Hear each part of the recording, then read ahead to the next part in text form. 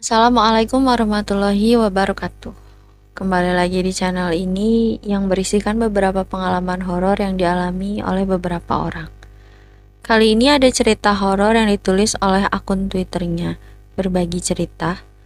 Buat kalian yang pengen langsung baca ceritanya, saya akan cantumkan akun Twitternya di deskripsi.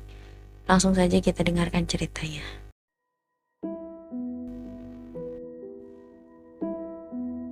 Namanya Raka. Seorang anak muda yang baru saja lulus SMA di kota kecil di Jawa Tengah. Memulai hidup barunya di Jakarta dengan menjadi mahasiswa sastra. Dia mendapat tawaran untuk tinggal di sebuah asrama yang murah dan dekat dengan kampusnya. Nama kampus itu Asrama Putra Bintang, sebuah bangunan tua yang dikelola oleh Pak Surya, seorang pria tua yang tampak baik hati. Raka tidak tahu bahwa asrama itu menyimpan banyak rahasia gelap dan teror yang menanti. Raka sampai di asrama ketika matahari mulai terbenam di balik gedung-gedung tinggi. Dia disambut oleh Pak Surya dengan senyum lebar dan jabat tangan erat. Pak Surya memberikan kunci kamar kepadanya dan mengantarnya ke lantai 2. Raka mendapat kamar nomor 13. Sebuah kamar yang sudah lama kosong dan tidak pernah ada yang menyewa. Kamar itu cukup luas, tapi berdebu dan berbau apek. Di dalamnya ada 2 tempat tidur, lemari, meja belajar, dan kamar mandi. Raka merasakan dingin menusuk tulang ketika dia membuka pintu kamar. Dia meletakkan tasnya di tempat tidur yang dekat dengan jendela dan berharap segera mendapat teman sekamar yang baik. Raka berterima kasih kepada Pak Surya atas kesempatan ini. Malam itu, dia tidur dengan tenang di kamar nomor 13, tidak menyadari bahwa ada sesuatu yang mengawasinya dari balik cermin. Tiba-tiba Raka mendengar suara langkah kaki di koridor asrama. Dia berpikir bahwa mungkin itu adalah teman sekamarnya yang baru saja datang. Dia membuka pintu kamar dan melihat seorang pemuda berkulit putih dengan rambut pirang dan mata biru. Pemuda itu tersenyum dan berkata, "Halo, saya Leo. Saya dari Belanda. Saya mahasiswa pertukaran pelajar. Maaf, saya agak terlambat."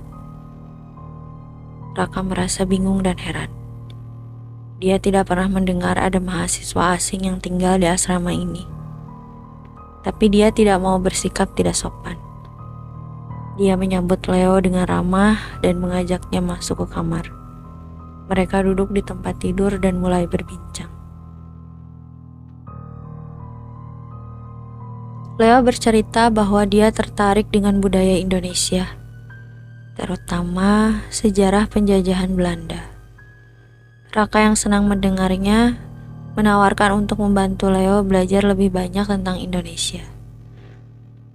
Mereka berbicara sampai larut malam, seolah-olah mereka sudah saling kenal sejak lama. Mereka berbagi cerita tentang hidup mereka, tertawa bersama, dan saling bertanya.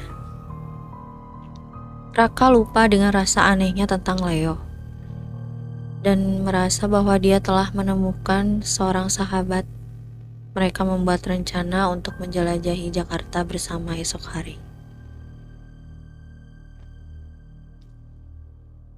Di kamar nomor 13, suasana yang sebelumnya dingin dan gelap menjadi hangat dan ceria dengan kehadiran Leo. Tapi pagi harinya, ketika Raka bangun, dia mendapati tempat tidur Leo kosong. Dia mencari Leo di seluruh asrama, tapi tidak menemukannya. Akhirnya dia bertanya kepada Pak Surya. Tapi Pak Surya mengatakan bahwa dia tidak pernah melihat Leo. Raka merasa bingung dan takut. Dia kembali ke kamar dan melihat sesuatu yang membuatnya terkejut. Di cermin, ada tulisan darah yang berbunyi, "Selamat datang di Asrama Putra Bintang, Raka.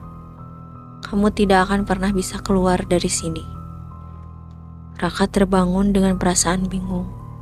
Dia melihat ke sebelahnya dan tidak melihat Leo.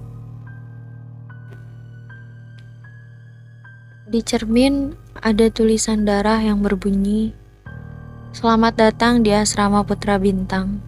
Raka, kamu tidak akan pernah bisa keluar dari sini." Raka sangat terkejut dan benar-benar kebingungan karena Leo pun juga tiba-tiba menghilang. Lalu, tiba-tiba muncul lagi tulisan merah di cermin yang berkilat di permukaannya. Tulisan itu berbunyi, "Aku tahu apa yang kamu lakukan." Raka merasa frustasi dan takut. Leo seakan-akan menghilang dari dunia. Entah apa yang terjadi. Di situ Raka tidak mau menyerah. Dia pergi ke kampus dan mencoba mencari Leo di tempat-tempat yang biasa dikunjungi mahasiswa. Dia bertanya kepada teman-temannya, tapi mereka juga tidak tahu apa-apa. Dia pergi ke pusat pertukaran pelajar, tapi mereka juga tidak punya informasi tentang Leo. Raka merasa putus asa. Raka memutuskan untuk mencari bantuan dari dosen pembimbingnya, seorang ahli sastra dan sejarah Indonesia. Dia menceritakan semua yang terjadi di asrama, termasuk tulisan mengerikan di cermin. Dosen itu mendengarkan dengan serius dan kemudian berkata bahwa Leo mungkin terlibat dengan sesuatu yang berhubungan dengan masa lalu asrama, yaitu sesuatu yang sangat gelap dan berbahaya. Dosen itu membuka buku sejarah yang sudah lama terlupakan. Dia memberitahu Raka bahwa asrama itu dulunya adalah rumah besar milik seorang tuan tanah Belanda yang kejam dan rakus. Dia juga memberitahu Raka tentang arwah seorang gadis bernama Sari yang dibunuh oleh tuan tanah itu karena menolak cintanya. Arwah Sari masih menghantui asrama itu, mencari balas dendam dan cinta. Dosen itu mengatakan bahwa Leo mungkin menjadi korban dari arwah Sari, atau bahkan menjadi kekasihnya. Raka merasa semakin ketakutan dan terjebak dalam misteri yang semakin rumit dan kelam. Raka merasa tertekan oleh informasi yang diberikan oleh dosen pembimbingnya. Dia merasa harus mengetahui misteri di balik Leo dan tulisan aneh di cermin. Lalu dia berangkat ke kampus, berharap menemukan Leo di tempat-tempat yang biasa dikunjungi mahasiswa. Tapi, teman-temannya tidak mengenal Leo, dan di pusat pertukaran pelajar tidak ada catatan tentang Leo. Raka pun memutuskan untuk pergi ke kantor urusan internasional. Namun Raka masih belum juga menemukan jawabannya.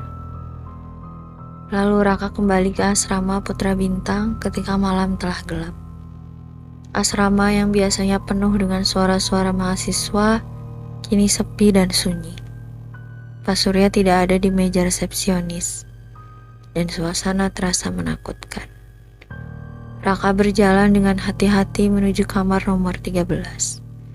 Dia membuka pintu dan melihat kamar itu kosong. Dia merasa kecewa dan khawatir. Tapi, tiba-tiba pintu kamar tertutup sendiri, dan Leo muncul di depannya. Leo tersenyum, tapi matanya tampak dingin. "Akhirnya kamu datang, Raka. Aku punya sesuatu yang ingin kubicarakan denganmu," katanya. Suaranya terdengar berat. Raka yang masih bingung bertanya pada Leo tentang tulisan aneh di cermin dan mengapa Leo menghilang begitu saja.